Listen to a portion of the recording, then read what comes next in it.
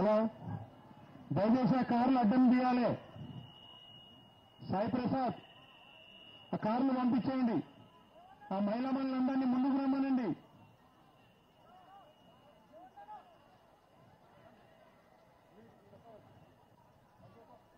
ఆ మహిళా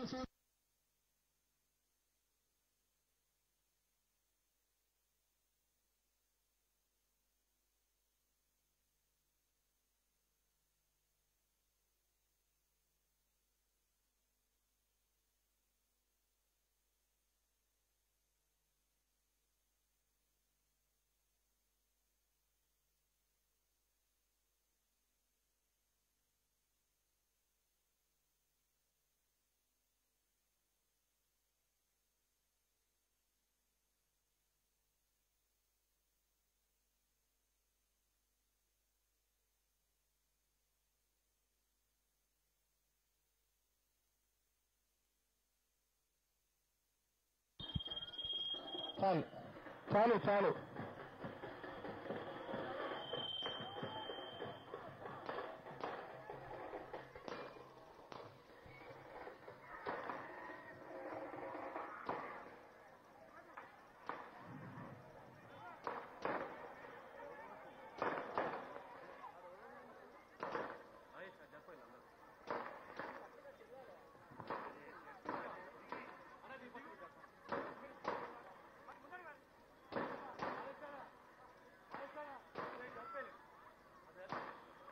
ఆ లేడీస్ ని ముందుకు రమ్మని.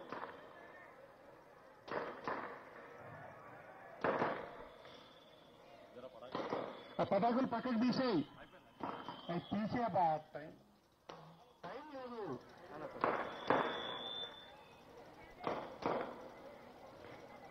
సాయి ప్రసాద్, సంతోష్, పటాకులు పక్కకు తీసేయి.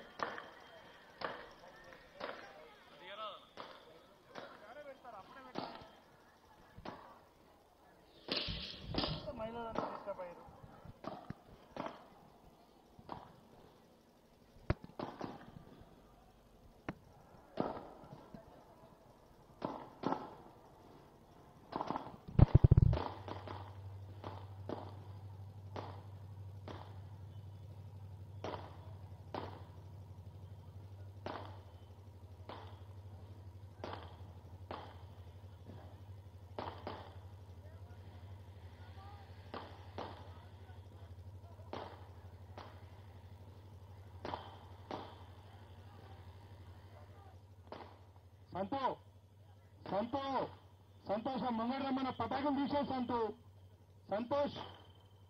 సంతోష్ ఆ పటాకులు తీసేరు పక్కకు.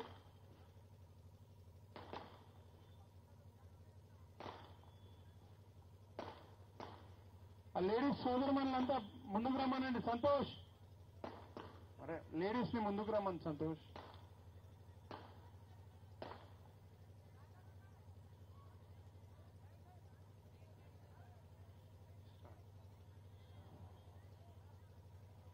ఈరోజు 137 డివిజన్ లో, వినాయక్ నగర్ డివిజన్ లో మరి సోదరమండలు సోఫియా మోయిన్ బాషా గారి యొక్క సతీమణి ఈరోజు మన కాంగ్రెస్ పార్టీ అభ్యర్థి. మీ అందరికీ తెలుసు. మరి రాబోయే 1వ తారీఖు ఎలక్షన్ నాడు చేతి గుర్తుకు ఓటేసి గెలిపించాలని కోరుతున్నాము.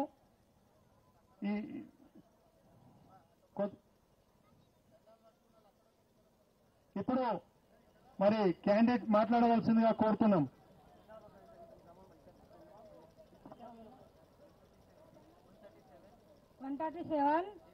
డివిజన్ కార్పొరేటర్ గా ఇంటికి చేసినాక మన టైగర్ రేవడ అన్న గారికి, శ్రీధర్ అన్న గారికి ధన్యవాదాలు. Thank you, శుక్రియా.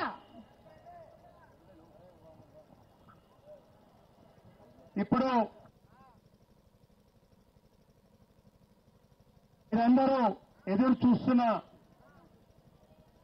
మన రాష్ట్ర వర్కింగ్ ప్రెసిడెంట్ మీరందరూ ఎప్పుడెప్పుడు ఎదురు చూస్తున్న మన వర్కింగ్ ప్రెసిడెంట్, మరి అలాగే మల్కాజ్గిరి పార్లమెంట్ టైగర్ రేవంత్ రెడ్డి అన్న గారు ఇప్పుడు ప్రసంగిస్తారు. మీరందరూ వినవలసిందిగా మా ప్రార్థన. మిత్రులారా, గ్రేటర్ హైదరాబాద్ మున్సిపల్ ఎన్నికల సందర్భంగా వినాయక్ నగర్ డివిజన్ నుంచి కాంగ్రెస్ పార్టీ ఒక మైనారిటీ మహిళ శ్రీమతి సాఫియా మమీన్ ని కాంగ్రెస్ అభ్యర్థిగా నిలబెట్టడం జరిగింది. ఈరోజు ఎన్నికలలో మహిళలకు ప్రాధాన్యత ఇవ్వాలి, మైనారిటీలకు ప్రాధాన్యత ఇవ్వాలి, ప్రజా సమస్యలు తెలిసిన వాళ్లకు ప్రాధాన్యత ఇవ్వాలి, పేద ప్రజలు ఉండి సమస్యల పరిష్కారం కోసం కొట్లాడేటోళ్లకు టికెట్లు ఇవ్వాలని చెప్పి ఇవాళ కాంగ్రెస్ పార్టీ సాఫియా మమీన్ కు మనం ఇక్కడ అభ్యర్థిగా నిలబెట్టడం జరిగింది. మీరందరూ ఆలోచన చేయండి, ఈ ఎన్నికలలో మనం ఎన్నుకోబోయే అభ్యర్థి ఎట్లుండాలి, మనం ఓట్లేసే వాళ్ళు ఎలాంటి అభ్యర్థులు అయి ఉండాలి, మనం కష్టాలలో ఉన్నప్పుడు మనకు అండగా నిలబడేట వాళ్ళనే మనం ఎన్నికలలో ఓటేయాల్సిన అవసరం ఉన్నది. ఇవాళ ఈ వినాయక్ నగర్ లో మొన్న జరిగిన వర్షాలలో మీకు తెలుసు, శ్రీమేధ అనే అమ్మాయి వాళ్ళ తల్లిదండ్రులు మంచిగా చదువుకున్నోళ్ళు, వాళ్ళకున్న కూతురు ఇంటి ముందల సైకిల్ దొక్కుతూ ఆడుకుంటుంటే సైకిల్ మీద నుంచి జారి ఆ పక్కలో ఉన్న నాలాల పడి ఆ అమ్మాయి 2 కిలోమీటర్ల అవతల చెరువులో శవమై తేలింది. ఇవాళ మీరు ఆలోచన చేయండి, ఈ రాష్ట్ర ముఖ్యమంత్రి, ఈ రాష్ట్ర మున్సిపల్ శాఖ మంత్రి 67,000 కోట్ల రూపాయలతో అభివృద్ధి చేస్తున్నామని చెప్తే మన ప్రాంతంలో ఉన్న ఓపెన్ నాలాల మీద కనీసం కప్పేసే దిక్కు లేకపోవడం వల్ల ఒక చదువుకున్న కుటుంబానికి సంబంధించిన చిన్న పాప 6 సంవత్సరాల పాప సైకిల్ దొక్కుతూ కాల్వలో పడి చచ్చిపోయే పరిస్థితి వచ్చింది. సరే, ప్రమాదం జరిగిందని అనుకుంటే ప్రభుత్వ నిర్లక్ష్యం వల్ల, మున్సిపల్ శాఖ అవినీతి వల్ల, స్థానిక కార్పొరేటర్ అసమర్థత వల్ల ఒక మధ్యతరగతి కుటుంబంలో ఒక విషాద సంఘటన జరిగితే తక్షణమే రాష్ట్ర ముఖ్యమంత్రి స్పందించాల్సిన అవసరం ఉండే. ముఖ్యమంత్రి గారు వచ్చి ప్రభుత్వం తప్పిదం వల్ల జరిగిన ఈ ప్రమాదానికి ప్రజలకు మొత్తం క్షమాపణ చెప్పి తక్షణమే ఆ నాలల మీద కప్పులేయించాల్సిన అవసరం ఉండే. ఆ నాలల మీద కప్పులేయించలే. ఈ 7 సంవత్సరాలలో సైడ్ ట్రైన్లు తీసుకురాలే, ఉన్న మోరీలలో మురికి తీయలే, తాగడానికి మంచినీళ్ళు ఇయ్యలే. ఇవి పక్కన పెడితే ఈ సంవత్సరం మొత్తం మన బతుకులు చితికిపోయినాయి. పేదోళ్ళు కష్టాలలో కూరుకుపోయినారు. మార్చి 21 నాడు కరోనాతోని లాక్డౌన్ మొదలైతే ఇవాళకి కూడా మన బతుకులు మళ్ళీ సరైన పరిస్థితిలోకి రాలే. ఇన్ని రోజులు మనం కష్టాలలో ఉంటే దాదాపుగా 3 నెలలు లాక్డౌన్ నడిస్తే అప్పుడు కరెంటు బిల్లులు మన ఇండ్ల కాడికి వచ్చి ప్రభుత్వం విద్యుత్ శాఖ వాళ్ళు నమోదు చేసుకోలే. 3 నెలలవి ఒకేసారి నమోదు చేయడంతో ఆ బిల్లులు ఏ నెలకు ఆ నెల మన విద్యుత్తు నమోదు చేసుకుంటే 200 రూపాయలు వచ్చే బిల్లు వాళ్ళు ఇవాళ 3 నెలలు ఒక్కసారి చేస్తే మొత్తం 3 నెలలు కలిసి 500-600 కట్టాల్సిన కుటుంబాల మీద 2 నుంచి 3 వేల రూపాయల అదనపు భారం పడ్డది. ఇవాళ కరోనా వచ్చి మనము ఇంట్లో పని లేక పడుకొని ఉంటే, జీతభత్యాలు లేకుండా ఉంటే ప్రభుత్వం కరెంటు బిల్లు రద్దు చేయాల్సింది వదిలేసి 3 అంతల కరెంటు బిల్లులు మన దగ్గర వసూలు చేసింది. నల్లా బిల్లు రద్దు చేయలే, కరెంటు బిల్లు రద్దు చేయలే, ఇంటి పన్ను రద్దు చేయలే. ఇక్కడ మా వ్యాపార సంస్థలు ఉన్నాయి. దాదాపుగా ఈ సంవత్సరం మొత్తం వ్యాపారాలు దివాలా తీసినాయి. ఎవరి వ్యాపారం కూడా నడిచిన పరిస్థితి లేదు. ఇక్కడ కమర్షియల్ ఇంటి పన్నులు రద్దు చేయలే, సేల్స్ ట్యాక్స్ రద్దు చేయలే. వీళ్ళకి ఎలాంటి పన్నుల మినహాయింపు రాష్ట్ర ప్రభుత్వం ఇవ్వలే. ఆ కరోనా నుంచి కోలుకుంటున్నామో లేదో, కోలుకునే పరిస్థితి వచ్చే లోపల మనకు వరదలు వచ్చినాయి. ఈ వరదలల్లా మొత్తం హైదరాబాద్ నగరం బురదలో కూరుకుపోయింది. అయినా ఈ రాష్ట్ర ముఖ్యమంత్రి గారు బయటికి రాలేదు, పేదోళ్లను పలకరించలే. కనీసం హైదరాబాద్ మొత్తం అతలాకుతలం అయిపోతే హెలికాప్టర్లనన్నా ఏరియల్ సర్వే చేయలేదు. ఆయన కొడుకు అక్కడక్కడ వస్తే ప్రజలు మునిగిపోయిన ఇండ్లను, కాలిపోయిన టీవీలను, పేలిపోయిన ఫ్రిడ్జ్లను, మొత్తం తడిచిపోయిన మంచాలను, ఉప్పు పప్పు బియ్యం, చింతపండు, బెల్లం, మంచినూనె నుంచి పేదోళ్లు తెచ్చుకున్న ఈ ఇంటి సాదరులు కూడా నీళ్లలో తడిసిపోయి బతకలేని పరిస్థితిలో ఉంటే కనీసం వాళ్ళని ఆదుకొని ప్రతి కుటుంబానికి కనీసం 50,000 ఆర్థిక సహాయాన్ని అందించాలని కాంగ్రెస్ పార్టీ డిమాండ్ చేస్తే, నేను ఈ ప్రభుత్వం మీద కొట్లాడితే ప్రతి పేద కుటుంబానికి నీళ్లలో తడిసిపోయిన ఇండ్లకు 10,000 రూపాయలు ఇస్తామన్నాడు. ఇవాళ ఇక్కడున్న మా మహిళా సోదరి మనల్ని ఆలోచన చేయాలి. మీకు రావాల్సిన 10,000 రూపాయలు, పేదోళ్లకు ఇవ్వాల్సిన 10,000 రూపాయలు నగదు అందిస్తున్నామని చెప్పి టీఆర్ఎస్ పందికొక్కులు ఇచ్చిన దాంట్లో 10,000 5 నుంచి 7,000 రూపాయలు, 5 నుంచి 7,000 రూపాయలు కమిషన్లు కొట్టిండ్రు. అదేవిధంగా వాళ్ళ సొంత పార్టీలు ఉంటే వాళ్ళ ఇంట్లో ఉన్న 5-6 మందికి ఆధార్ కార్డులు నమోదు చేసి 50,000-60,000 వాళ్లే తీసుకున్నారు. నిజమైన లబ్ధిదారులకు, ఇండ్లు తడిచిపోయిన వాళ్లకు, ఇంట్లో టీవీలు కాలిపోయిన వాళ్లకు ఇవ్వకుండా టీఆర్ఎస్ పార్టీలు పందికొక్కులాక మెక్కిండ్రు. ఇవాళ మీరు ఆలోచన చేయండి. ఇక్కడున్న పేదోళ్ళందరికీ 2016లో ఎన్నికలు జరిగినప్పుడు ఎన్నాళ్ళు కిరాయింట్లు ఉంటారు, అల్లుడు వస్తే ఏడవంటాడు, కొడుకు కోడలుంటే ఏడవంటారు, కోడి పిల్లలుంటే ఏడబెడతారు, వాళ్ళ మేక పిల్లుంటే ఎడగట్టేస్తారు.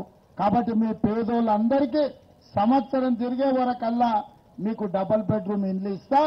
మీరు డబుల్ బెడ్రూమ్ ఇండ్లు ఇచ్చినప్పుడు కోడి కొయ్యాలి, సార కొయ్యాలి, దావత్ ఇయ్యాలి అని అడిగింది కేసీఆర్. నేను అడుగుతున్నా అమ్మా, మీకెవరికైనా డబుల్ బెడ్రూమ్ ఇల్లు వచ్చిందా? మీకెవరికైనా డబుల్ బెడ్రూమ్ ఇల్లు వచ్చిందా? మీ చదువుకునే పిల్లలకు నౌకరు వచ్చిందా? మీకు 10,000 రూపాయలు ఇచ్చిందా? మరి మీకు నౌకరు ఇయ్యకపోయి, డబుల్ బెడ్రూమ్ ఇల్లు ఇయ్యకపోయి, మొన్న నీళ్లలో మునిగితే పేదోళ్లకు 10,000 రూపాయలు ఇయ్యకపోయి. కానీ ఇక్కడనే శ్రీమేధ అనే అమ్మాయి కాలువల కొట్టుకుపోయి ఆ కింద చెరువులో శవమై తేలింది. మరి ఇంత అన్యాయం చేసిన ఈ టీఆర్ఎస్ కు మనం ఓటేద్దామా లేకపోతే ఏట్లేద్దామా? టీఆర్ఎస్ వాళ్ళని మీరు ఒక్కసారి ఆలోచన చేయండి. ఇవాళ ఆయన్నే ముఖ్యమంత్రి, ఆయన్నే కార్పొరేటర్, వాళ్ళ పార్టీ మేయర్, వాళ్ళే మంత్రులు, మొత్తానికి మొత్తం టీఆర్ఎస్ వాళ్ళు ఉన్నారు. వాళ్ళు చేసింది ఏంది లేదు. ఇక నిన్న మనం 3-4 రోజుల నుంచి చూస్తున్నాం. రోజు చదువుకున్న యువకులు ఇక్కడ ఉన్నారు. మీరు ఆలోచన చేయండి. సందట్లో సడమియలాక భారతీయ జనతా పార్టీ బయలుదేరింది. బండి సంజయ్ ఇక ఆయన ఏం మాట్లాడుతుండో ఏం చేస్తుండో నాకైతే అర్థమైతలేదు. ఆయనకు సోయి ఉందో లేదో నాకైతే అర్థమైతలేదు. దేశంలోనే ఉన్నోళ్లతో యుద్ధం చేస్తాడంట.